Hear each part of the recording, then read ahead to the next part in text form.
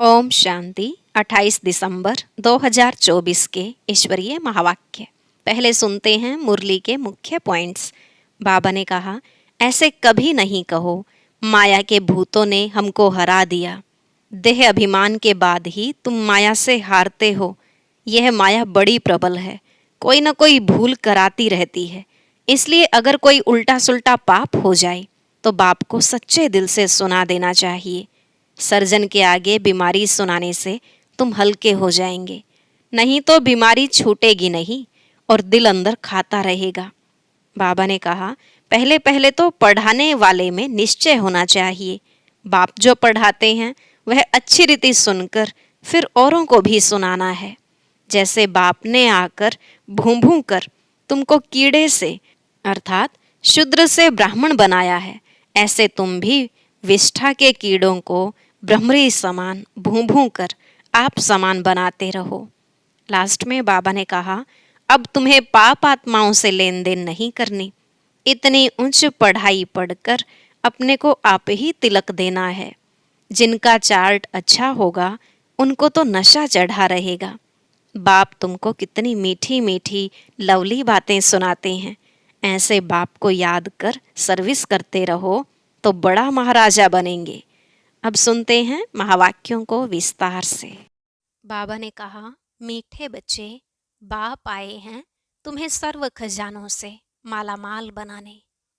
तुम सिर्फ ईश्वरीय मत पर चलो, अच्छी रीति पुरुषार्थ कर वर्षा लो, माया से हार नहीं खाओ। प्रश्न, ईश्वरीय मत, दैवी मत और मनुष्य मत में कौन सा मुख्य अंतर है? उत्तर, ईश्वरीय मत से तुम बच्चे वापस अपने घर जाते हो, फिर नई दुनिया में ऊंच पद पाते हो। दैवी मत से तुम सदा सुखी रहते हो, क्योंकि वह भी बाप द्वारा इस समय की मिली हुई मत है, लेकिन फिर भी उतरते तो नीचे ही हो। मनुष्य मत दुखी बनाती है। ईश्वरीय मत पर चलने के लिए पहले पहले पढ़ाने वाले बाप पर पूरा निश्चय चाहिए। ओम शांति। बाप ने अर्थ तो समझाया है, मैं आत्मा शांत स्वरूप हूँ। जब ओम शांति कहा जाता है तो आत्मा को अपना घर याद आता है। मैं आत्मा शांत स्वरूप हूँ। फिर जब ऑर्गन्स मिलते हैं तब टोकी बनती है। पहले छोटे ऑर्गन्स होते हैं, फिर बड़े होते हैं। अब परम पिता परमात्मा तो है निराकार, उनको भी रथ चाहिए टोकी बनने के लिए। जैसे तुम आत्माएं परम धाम की रहने वाली हो, यहाँ आकर टोकी बनती हो। बाप भी कहते हैं, मैं तुमको नॉलेज देने के लिए टोकी बना हूँ। बाप अपना और रचना के आदि मध्य अंत का परिचय देते हैं। यह है रूहानी पढ़ाई। वह होती है जिस्मानी पढ़ाई। वह अपने को शरीर समझते हैं। ऐसे कोई नहीं कहेंगे कि हम आत्मा इन कानों द्वारा सुनती हैं। अभी तुम बच्चे समझते हो बाप है पतित पावन, वही आकर समझाते हैं मैं कैसे आता हूँ। तुम्हारे मिसल मैं गर्भ में नहीं आता हूँ, मैं इनमें प्रवेश करता हूँ। फिर कोई प्रश्न ही नहीं उठता। यह रथ है, इनको माता भी कहा जाता है। सबसे बड़ी नदी ब्रह्मपुत्रा है, तो यह है सबसे बड़ी नदी। पानी की तो बात नहीं, यह है महानदी अर्थात सबसे बड़ी ज्ञान नदी है। तो बाप आत्माओं को समझाते हैं, मैं तुम्हारा बाप हूँ। जैसे तुम बात करते हो मैं भी बात करता हूँ। मेरा पार्ट तो सबसे पिछाड़ी का है। जब तुम बिल्कुल पतित बन जाते हो तब तुमको पावन बनाने के लिए आना होता है। इन लक्ष्मी नारायण को ऐसा बनाने वाला कौन? सिवाय ईश्वर के और कोई के लिए कह नहीं सकेंगे। बेहद का बाप ही स्वर्ग का मालिक बनाते होंगे ना। बाप ही ज्ञान का सागर है। वही कहते हैं, मैं इस मनुष्य सृष्टि का चैतन्य बीज हूँ। मैं आदि मध्य अंत को जानता हूँ। मैं सत्य हूँ। मैं चैतन्य बीज रूप हूँ। इस सृष्टि रूपी झाड़ की मेरे में नॉलेज है। इसको सृष्टि चक्र अथवा ड्रामा कहा जाता है। यह फिरता ही रहता है। वह हद का ड्रामा 2 घंटे चलता है। इसकी रील 5000 वर्ष की है। जो जो टाइम पास होता जाता है 5000 वर्ष से कम होता जाता है। तुम जानते हो, पहले हम देवी देवता थे, फिर आहिस्ते आहिस्ते हम क्षत्रिय कुल में आ गए। यह सारा राज बुद्धि में है ना, तो यह सिमरण करते रहना चाहिए।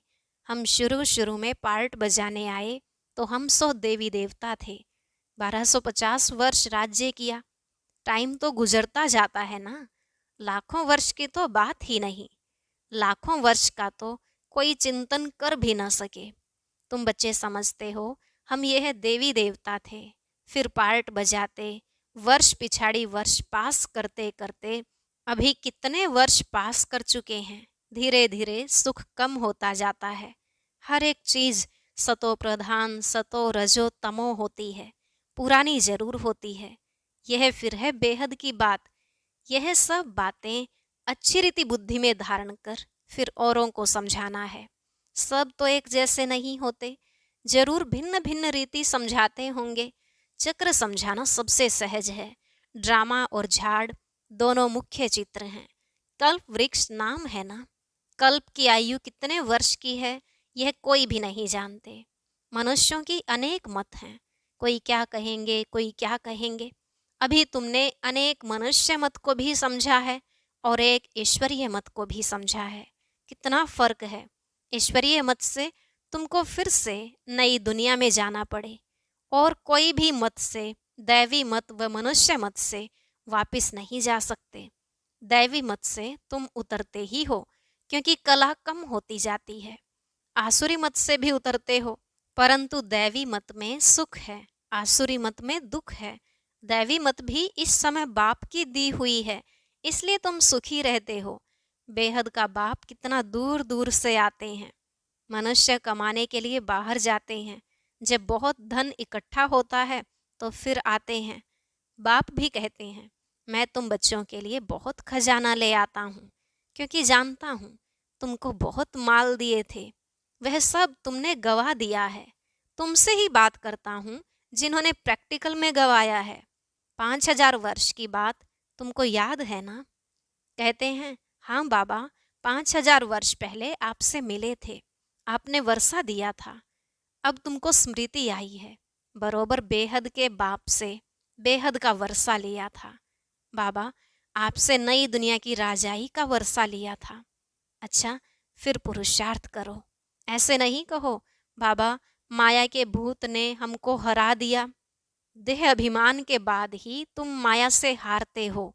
लोभ किया, रिश्वत खाई, लाचारी की बात और है। बाबा जानते हैं, लोभ के सिवाय पेट पूजा नहीं होगी।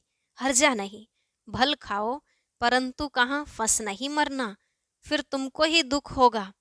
पैसा मिलेगा, खुश हो जाएंगे, कहाँ पुलिस ने पकड़ लिया तो जेल में जाना पड़ेगा। ऐसा काम नहीं करो, उसका फिर रिस्पॉन्सिबल मैं नहीं हूँ। पाप करते हैं तो जेल में जाते हैं, वहाँ तो जेल आदि होता नहीं। तो ड्रामा के प्लान अनुसार जो कल्प पहले तुमको वर्षा मिला है, 21 जन्म लिए, वैसे ही फिर लेंगे। सारी राजधानी बनती है, गरीब प्रजा साहूकार प्रजा, परंतु वहाँ दुख होता नहीं। यह बाप गारंटी करते हैं। सब एक समान तो बन न सके। सूर्यवंशी चंद्रवंशी राजाई में सब चाहिए ना। बच्चे जानते हैं कैसे बाप हमको विश्व की बादशाही देते हैं, फिर हम उतरते हैं। स्मृति में आया ना, स्कूल में पढ़ाई स्मृति में रहती है ना, यहाँ भी बाप स्मृति दिलाते हैं। यह रूहानी पढ़ाई दुनिया भर में और कोई पढ़ा ना सके। गीता में भी लिखा हुआ है, मन मना भव। इसको महामंत्र वशीकरण मंत्र कहते हैं, अर्थात माया पर जीत पाने का मंत्र। माया जीते जगत जीत। माया 5 विकार को कहा जाता है। रावण का चित्र बिल्कुल क्लियर है। 5 विकार स्त्री में, 5 विकार पुरुष में। इनसे गधा अर्थात टट्टू बन जाते हैं, इसलिए ऊपर में गधे का शीश देते हैं। अभी तुम समझते हो, ज्ञान बिगर हम भी ऐसे थे। बाप कितना रमणीक रीति बैठ पढ़ाते हैं। वह है सुप्रीम टीचर। उनसे जो हम पढ़ते हैं वह फिर औरों को सुनाते हैं। पहले तो पढ़ाने वाले में निश्चय कराना चाहिए। बोलो, बाप ने हमको यह समझाया है, अब मानो न मानो, यह बेहद का बाप तो है ना। श्रीमत ही श्रेष्ठ बनाती है। तो श्रेष्ठ नई दुनिया भी जरूर चाहिए ना। अभी तुम समझते हो हम किचड़े की दुनिया में बैठे हैं, दूसरा कोई समझ न सके। वहां हम बहिश्त स्वर्ग में सदा सुखी रहते हैं, यहाँ नर्क में कितने दुखी हैं। इसको नर्क कहो व विषय वैतरणी नदी कहो, पुरानी दुनिया छी है। अभी तुम फील करते हो कहाँ सतयुग स्वर्ग, कहाँ कलयुग नर्क। स्वर्ग को कहा जाता है वंडर ऑफ वर्ल्ड, त्रेता को भी नहीं कहेंगे। यहाँ इस गंदी दुनिया में रहने में मनुष्यों को कितनी खुशी होती है। विष्ठा के कीड़े को भ्रमरी भूं भूं कर आप समान बनाती है। तुम भी किचड़े में पड़े हुए थे, मैंने आकर भूं भूं कर तुमको कीड़े से अर्थात शूद्र से ब्राह्मण बनाया है। अभी तुम डबल सिरताज बनते हो तो कितनी खुशी रहनी चाहिए, पुरुषार्थ भी पूरा करना चाहिए। बेहद का बाप समझाने तो बहुत सहज देते हैं, दिल से लगता भी है। बाबा सच सच कहते हैं, इस समय सभी माया की दुबन में फंसे हुए हैं। बाहर का शो कितना है। बाबा समझाते हैं, हम तुमको दुबन से आकर बचाते हैं, स्वर्ग में ले जाते हैं। स्वर्ग का नाम सुना हुआ है, अभी स्वर्ग तो है नहीं, सिर्फ यह चित्र है। यह स्वर्ग के मालिक कितने धनवान थे, भक्ति मार्ग में भल रोज मंदिरों में जाते थे, परंतु यह ज्ञान कुछ नहीं था। अभी तुम समझते हो भारत में यह आदि सनातन देवी देवता धर्म था। इन्हों का राज्य कब था यह किसको पता नहीं है। देवी देवता धर्म के बदले अब फिर हिंदू हिंदू कहते रहते हैं। शुरू में हिंदू महासभा का प्रेसिडेंट आया था, बोला हम विकारी असुर हैं, अपने को देवता कैसे कहलाएं। हमने कहा अच्छा आओ तो तुमको समझाएं, देवी देवता धर्म की स्थापना फिर से हो रही है, हम तुमको स्वर्ग का मालिक बना देंगे, बैठकर सीखो। बोला दादाजी फुर्सत कहाँ, फुर्सत नहीं तो फिर देवता कैसे बनेंगे, यह पढ़ाई है ना। बेचारे की तकदीर में नहीं था, मर गया। ऐसे भी नहीं कहेंगे कि वह कोई प्रजा में आएगा, नहीं, ऐसे ही चला आया था। सुना था यहाँ पवित्रता का ज्ञान मिलता है, परंतु सतयुग में तो आ न सके, फिर भी हिंदू धर्म में ही आएंगे। तुम बच्चे समझते हो माया बड़ी प्रबल है, कोई न कोई भूल कराती रहती है। कभी कोई उल्टा सुल्टा पाप हो तो बाप को सच्चे दिल से सुनाना है। रावण की दुनिया में पाप तो होते ही रहते हैं, कहते हैं हम जन्म जन्मांतर के पापी हैं। यह किसने कहा, आत्मा कहती है, बाप के आगे या देवताओं के आगे। अभी तो तुम फील करते हो बरोबर हम जन्म जन्मांतर के पापी थे। रावण राज्य में पाप जरूर किए हैं, अनेक जन्मों के पाप तो वर्णन नहीं कर सकते हो, इस जन्म का वर्णन कर सकते हैं, वह सुनाने से भी हल्का हो जाएगा। सर्जन के आगे बीमारी सुनानी है, फलाने को मारा, चोरी की, इस सुनाने में लज्जा नहीं आती है। विकार की बात सुनाने में लज्जा आती है। सर्जन से लज्जा करेंगे तो बीमारी छूटेगी कैसे, फिर अंदर दिल को खाती रहेगी। बाप को याद कर नहीं सकेंगे, सच सुनाएंगे तो याद कर सकेंगे। बाप कहते हैं मैं सर्जन तुम्हारी कितनी दवाई करता हूँ, तुम्हारी काया सदैव कंचन रहेगी। सर्जन को बताने से हल्का हो जाता है। कोई कोई आप ही लिख देते हैं, बाबा हमने जन्म जन्मांतर पाप किए हैं, पाप आत्माओं की दुनिया में पाप आत्मा ही बने हैं। अब बाप कहते हैं बच्चे तुम्हें पाप आत्माओं से लेन देन नहीं करनी है। सच्चा सतगुरु अकाल मूरत है बाप, वह कभी पुनर्जन्म में नहीं आते हैं। उन्होंने अकाल तख्त नाम रखा है, परंतु अर्थ नहीं समझते हैं। बाप ने समझाया है आत्मा का यह तख्त है, शोभता भी यहाँ है, तिलक भी यहाँ भ्रिकुटी में देते हैं ना। असुल में तिलक एकदम बिंदी मिसल देते थे, अभी तुमको अपने को आप ही तिलक देना है। बाप को याद करते रहो, जो बहुत सर्विस करेंगे तो बड़ा महाराजा बनेंगे। नई दुनिया में पुरानी दुनिया की पढ़ाई थोड़े ही पढ़ना है, तो इतनी ऊंच पढ़ाई पर फिर अटेंशन देना चाहिए। यहाँ बैठते हैं तो भी कोई का बुद्धि योग अच्छा रहता है, कोई का कहाँ कहाँ चला जाता है। कोई 10 मिनट लिखते हैं, कोई 15 मिनट लिखते हैं। जिसका चार्ट अच्छा होगा उनको नशा चढ़ेगा। बाबा, इतना समय हम आपकी याद में रहे, 15 मिनट से जास्ती तो कोई लिख नहीं सकते। बुद्धि इधर उधर भागती है। अगर सब एक रस हो जाए तो फिर कर्मातीत अवस्था हो जाए। बाप कितनी मीठी मीठी लवली बातें सुनाते हैं। ऐसे तो कोई गुरु ने नहीं सिखाया। गुरु से सिर्फ एक थोड़ी ही सीखेगा, गुरु से तो हजारों सीखे हैं ना। सतगुरु से तुम कितने सीखते हो। यह है माया को वश करने का मंत्र। माया 5 विकारों को कहा जाता है। धन को संपत्ति कहा जाता है। लक्ष्मी नारायण के लिए कहेंगे, इन्हों के पास बहुत संपत्ति है। लक्ष्मी नारायण को कभी मात पिता नहीं कहेंगे। आदि देव आदि देवी को जगत पिता जगत अम्बा कहते हैं, इनको नहीं। यह स्वर्ग के मालिक हैं। अविनाशी ज्ञान धन लेकर हम इतने धनवान बने हैं। अम्बा के पास अनेक आशाएं लेकर जाते हैं। लक्ष्मी के पास सिर्फ धन के लिए जाते हैं और कुछ नहीं। तो बड़ी कौन हुई? यह किसको पता नहीं। अम्बा से क्या मिलता है, लक्ष्मी से क्या मिलता है। लक्ष्मी से सिर्फ धन मांगते हैं, अम्बा से तुमको सब कुछ मिलता है। अम्बा का नाम जास्ती है क्योंकि माताओं को दुख भी बहुत सहन करना पड़ा है, तो माताओं का नाम जास्ती होता है। अच्छा, फिर भी बाप कहते हैं, बाप को याद करो तो पावन बन जाएंगे।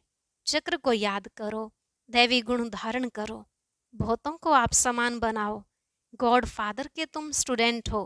कल पहले भी बने थे, फिर अब भी वही एम ऑब्जेक्ट है। यह है सत्य नर से नारायण बनने की कथा। अच्छा, मीठे मीठे सिकलधे बच्चों प्रति माता पिता बाप दादा का याद प्यार और गुड मॉर्निंग। रूहानी बाप की रूहानी बच्चों को नमस्ते। रूहानी बच्चों की रूहानी बाप दादा को नमस्ते नमस्ते, गुड मॉर्निंग, शुक्रिया बाबा, शुक्रिया। धारणा के लिए मुख्य सार। पहला पॉइंट, अपनी बीमारी सर्जन से कभी भी छिपानी नहीं है। माया के भूतों से स्वयं को बचाना है।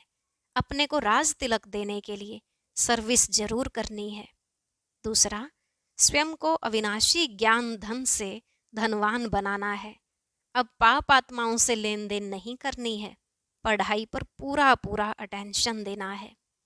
आज का वरदान, इस कल्याणकारी युग में सर्व का कल्याण करने वाले प्रकृति जीत माया जीत भव। इस कल्याणकारी युग में सर्व का कल्याण करने वाले प्रकृति जीत माया जीत भव। बाबा ने कहा, संगम युग को कल्याणकारी युग कहा जाता है। इस युग में सदा ये स्वमान याद रहे कि मैं कल्याणकारी आत्मा हूँ। मेरा कर्तव्य है पहले स्व का कल्याण करना, फिर सर्व का कल्याण करना। मनुष्य आत्माएं तो क्या, हम प्रकृति का भी कल्याण करने वाले हैं। इसलिए प्रकृति जीत माया जीत कहलाते हैं। जब आत्मा पुरुष प्रकृति जीत बन जाती है तो प्रकृति भी सुखदायी बन जाती है। प्रकृति व माया की हलचल में आ नहीं सकते।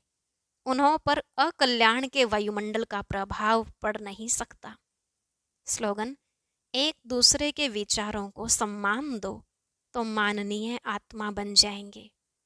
एक दूसरे के विचारों को सम्मान दो तो माननीय आत्मा बन जाएंगे। अच्छा, ओम शांति। हर वर्ष जब भी जनवरी का महीना आता है तो हर एक सेंटर पर योग तपस्या के कार्यक्रम शुरू हो जाते हैं। कोई कोई व्यक्तिगत रूप से भी करता है।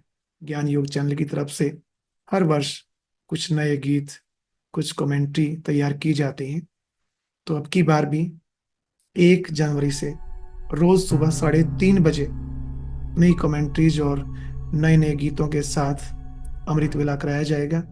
तो सभी भाई बहनें समय पर पहुंचे और मिलकर संगठित रूप से योग करें। और अब यह एक बहुत अच्छी वीडियो भी जरूर देखें।